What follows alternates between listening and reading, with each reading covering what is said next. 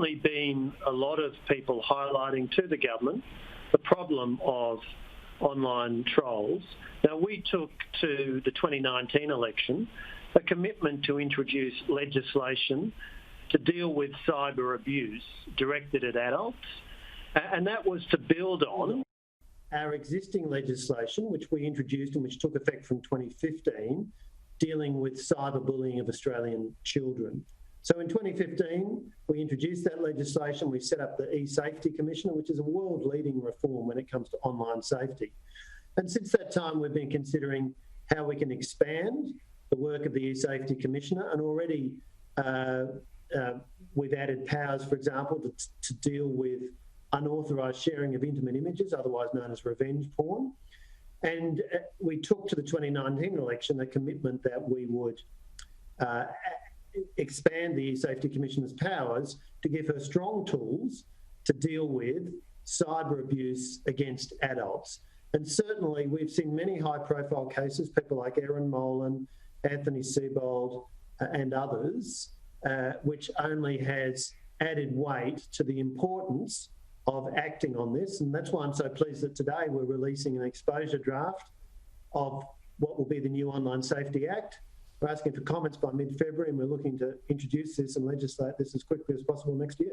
Some of these platforms become and can get rather vile, and I would have thought politicians are in the firing line in some of the social media platforms too. Would you agree?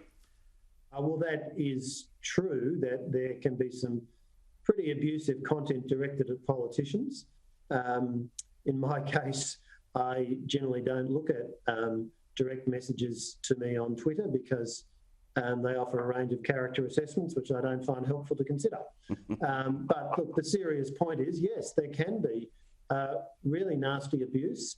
I'm sorry to say that for some reason it seems to be that women are even more subject to this than men, although as we saw with the case of Anthony Seibold, men can very much be exposed to this as well. And what happens is people will say things online which they would never say face-to-face, and really vile, abusive, threatening material.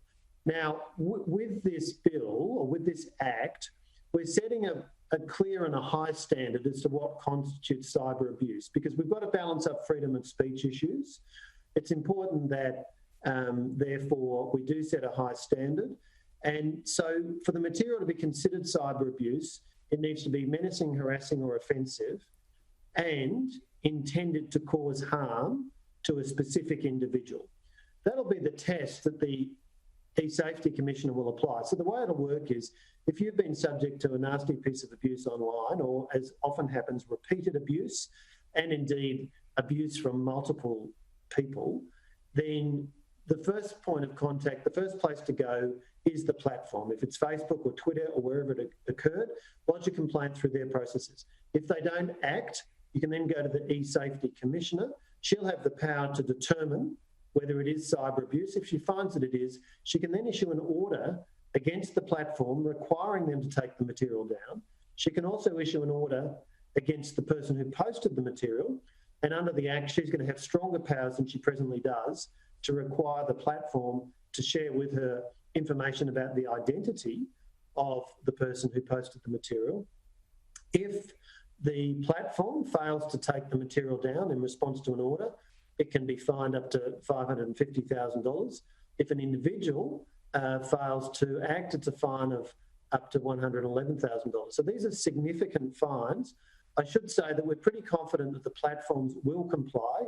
They have complied with the law and with the requirements of the eSafety Commissioner since it began operating in 2015 in relation to, for example, cyberbullying against a child, and we're confident that they'll comply when these new powers pass into law.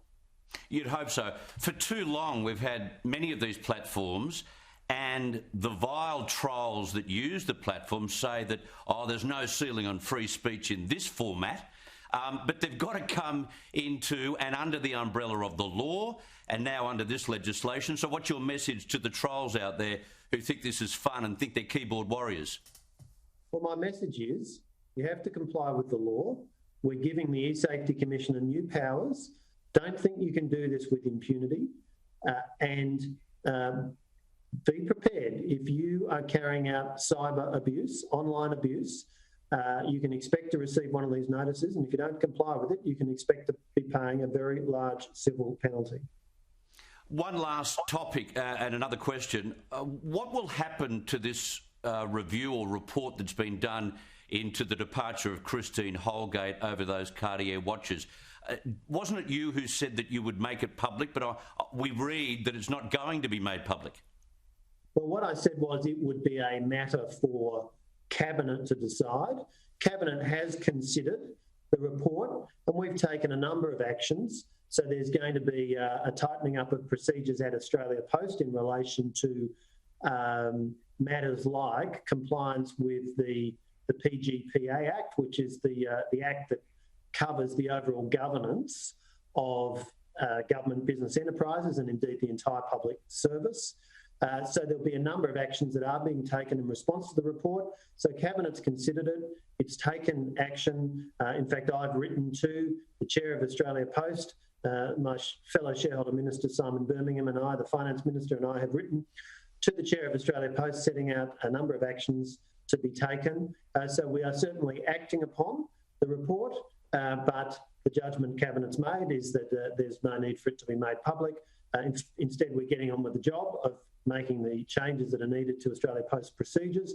But of course, we're also seeing Australia Post getting on with the job of delivering huge volumes of parcels at Christmas.